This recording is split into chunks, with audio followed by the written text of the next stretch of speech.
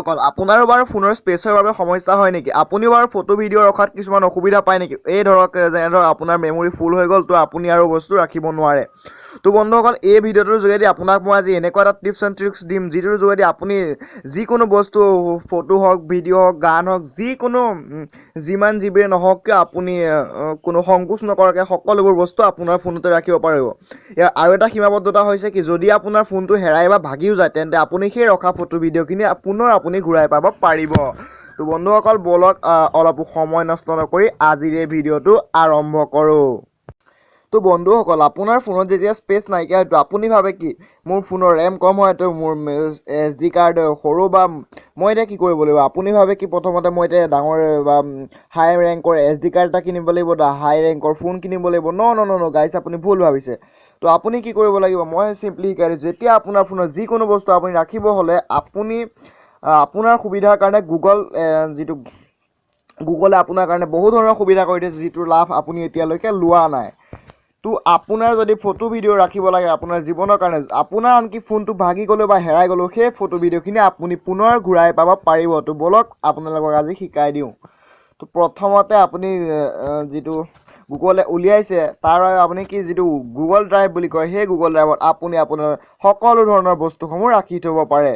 তো ছাপ'জ আপুনি যিকোনো বস্তু ইয়াতে ৰাখিব পাৰে। তো আৰু যদি এই জিমেইল আইডিটো বা ইমেইল আইডিটো আৰু পাছৱৰ্ড দি আপুনি বেলেগ এটা ফোনত লগ ইন কৰিও সেই বস্তুসমূহ পুনৰ ঘূৰাই পাব পাৰে। তো বলক মই আপোনালোকক দেখাই দিছোঁ ই কেনেকৈ কাম কৰে। তো মই প্ৰথমতে গেলাৰীত গ'লোঁ, আৰু ইয়াৰ পৰা মই কি কৰিম, যিকোনো অলপ ফটো লৈ লওঁ। জাষ্ট ইয়াৰ পৰা মই ফটোসমূহ মই আপোনালোকক তালৈ নি দেখুৱাম। প্ৰথমতে মই ধৰক ছাপ'জ এই 3 কপি ফটো আপোনালোকক লৈ ল'লোঁ, আৰু ইয়াত মই আপোনালোকে কি কৰিব পাৰে, শ্বেয়াৰত ক্লিক কৰি দিব। ক্লিক কৰি দিয়াৰ পাছত ইয়াত আপোনালোকৰ অপশ্যন এটা থাকিব ছেভ টু ড্ৰাইভ, সকলোতে থাকে ছেভ টু ড্ৰাইভত আপোনালোকে ক্লিক কৰি দিব। ছেভ টু ড্ৰাইভত আপোনালোকে যেতিয়া ক্লিক কৰিব, তো ইয়াত আপোনাৰ ইয়াৰ লগে লগে এনেকুৱা এটা আহি যাব। তো ইয়াত আপোনাৰ নিজৰ ইমেইল যিটো জিমেইল একাউণ্টটো দেখাব, আৰু তলত কিবা ফ'ল্ডাৰ চিলেক্ট কৰিব দিব। আপুনি যিকোনো ফ'ল্ডাৰ চিলেক্ট কৰিব পাৰে। তো ছাপ'জ মাই ড্ৰাইভে চিলেক্ট কৰা হৈছে, তো থাকিব দিয়ক, মাই ড্ৰাইভে আপুনি চিলেক্ট কৰি ল'ব। আৰু ইয়াৰ পিছত আপুনি যিটো ছেভ আছে, সেই ছেভত ক্লিক কৰি দিব। ছেভত আপুনি ক্লিক কৰি দিব। ছেভত ক্লিক কৰি দিয়াৰ লগে লগে এই যিখিনি ফটো আছিল, এই ফটোখিনি তালৈ যাবলৈ প্ৰিপেয়াৰ হৈছে। তো এতিয়া আপোনালোকে ভাবি আছে কি এই ফটোখিনি দিয়ে কি হ'ব? এই ফটোখিনি সম্পূৰ্ণ গুগলৰ ৰিক্সত থাকিব, আপুনি তাৰ কোনো চিন্তা কৰিব লগা নাই। আৰু ইয়াত আপুনি কি কৰিব, চিম্পলি ওপৰলৈ যাব, আৰু ইয়াত যিটো ৰিজুম নাও ওলাইছে, সেই ৰিজুম নাওত ক্লিক কৰি দিব। ৱাইফাই কানেকশ্যন বিচাৰিছে, তো আপুনি ৰিজিউম অল নাওটো ক্লিক কৰি দিব।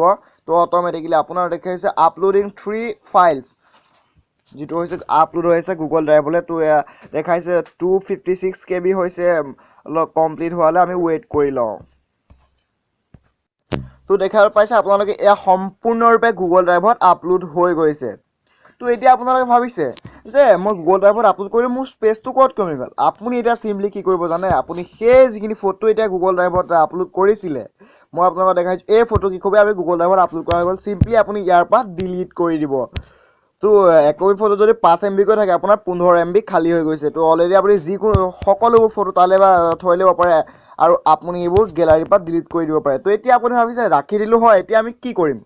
এতিয়া আপুনি চিম্পলি গুগল ড্ৰাইভ অন কৰি আপোনাৰ যদি কিবা দৰকাৰ হয়, বোলে মই হোৱাটছআপত পঠিয়াব লাগে ফটো কেইকপি, তো আপুনি ইয়াত চিম্পলি ষ্টাৰ্ট কৰি দিব। এই চাওক, এয়া ফটোসমূহ ইয়াত সম্পূৰ্ণৰূপে আহি গৈছে। আপোনালোকে দেখা পাইছে এই ফটোখিনি এতিয়া আমি যিটো ইয়ালৈ ৰাখিছিলোঁ, তো ইয়াত সম্পূৰ্ণৰূপে আহি গৈছে। এই ফটোবোৰ এতিয়া আমি ইয়াতে ৰাখিছিলোঁ আৰু ইয়াত পাই গৈছোঁ। আৰু এতিয়া আমি কি কৰিব, যদি ফটোসমূহ গেলাৰীলৈ আকৌ পুনৰ নিব লাগে, তো ইয়াত এনেকৈ কৰি আপুনি কি কৰিব পাৰে, ডাউনলোড যিটো অপশ্যন আছে, সেই ডাউনলোড কৰি আপুনি এই ফটোখিনি পুনৰ ঘূৰাই লৈ যাব পাৰে। আৰু এইখিনি যদি ইয়াৰ পৰাও ডিলিট কৰিব বিচাৰে, তো আপুনি যিটো ইয়াত অপশ্যন থাকে ৰিম'ভ বুলি, সেই অপশ্যনটোত আপুনি ক্লিক কৰি এই ফটোখিনি ইয়াৰ পৰা ডিলিট কৰিব পাৰে। তো সম্পূৰ্ণৰূপে দেখাই দিছোঁ এইখিনি কেনেকৈ। এতিয়া আপুনি ইয়াত যিটো ৰিম'ভ অপশ্যন আছে, সেই ৰিম'ভটোত ক্লিক কৰি এই ফটোখিনি ইয়াৰ পৰা ডিলিটো কৰিব পাৰে। আৰু ইয়াত দেখিছে গুগলে আপোনাৰ বাবে কিমান GB স্পেচ লৈ আছে, আপোনালোকক মই দেখাই দিছোঁ। ইয়াত দেখিছে 2.0 GB ইউজ অফ 15.0 GB। মানে গুগলে আপোনাৰ 15 GB স্পেচ ইয়াতো ৰাখি থৈছে। তো আপুনি কি এই 15 GB স্পেচ যদি আপুনি এতিয়া ভাবিছে আপুনিতো আনলিমিটেড স্পেচৰ কথা কৈছিলে, তো এতিয়া ইয়াত 15 GB আছে। তো আপুনি কি কৰিব যেতিয়া আপুনি 15 GB পালে, তো আপুনি আৰু এটা গুগল একাউণ্ট ক্ৰিয়েট কৰি আপুনি 30 GB পাব। আৰু এটা গুগল একাউণ্ট ক্ৰিয়েট কৰি আপুনি 45 GB পাব। তো আপোনাক কিমান স্পেচ লাগে আপুনি আনলিমিটেড স্পেচ ফ্ৰীকৈ বনাব পাৰে। তো আপুনি ইয়াত যিমান ফটো ভিডিঅ' আপুনি গান চান চব আছে আপুনি ইয়াত আপলোড কৰি ৰাখিব পাৰে, আৰু আপোনাৰ সময় অনুযায়ী ইচ্ছা অনুযায়ী ডাউনলোড কৰি আকৌ পুনৰ গেলাৰীলৈ নিব পাৰে, বা আপোনাৰ হোৱাটছএপত বা আপোনাৰ ফ্ৰেণ্ডসকলক বা ফেচবুকত আপুনি শ্বেয়াৰ কৰিব পাৰে যিকোনো সময়ত। আৰু আপোনাৰ যদি এই ফোনটো হেৰাইও যায় বা ভাগিও যায়, তেতিয়াও আপুনি এই ফটোবোৰ বেলেগ এটা মোবাইলত আপোনাৰ গুগল একাউণ্টটো লগ ইন কৰি সেই ফটোসমূহ পুনৰ ঘূৰাই পাব পাৰে। তো বন্ধুসকল, আজি মই আপোনালোকক শিকাই দিলোঁ কেনেকৈ আপুনি আনলিমিটেড স্পেচৰ ইউজ কৰিব পাৰে। তো বন্ধুসকল, যদি ভিডিঅ'টো ভাল লাগে ভিডিঅ'টো লাইক কৰি দিব আৰু এটা কমেণ্ট কৰি দিব। যদি আপোনালোকে মোৰ চেনেলটো এতিয়ালৈকে ছাবস্ক্ৰাইব কৰা নাই, তো ছাবস্ক্ৰাইব কৰি বেল আইকন বজাই অল নটিফিকেশ্যন অন কৰি দিব। তো বন্ধুসকল, আজিলৈ বিদায়। জয় আই অসম।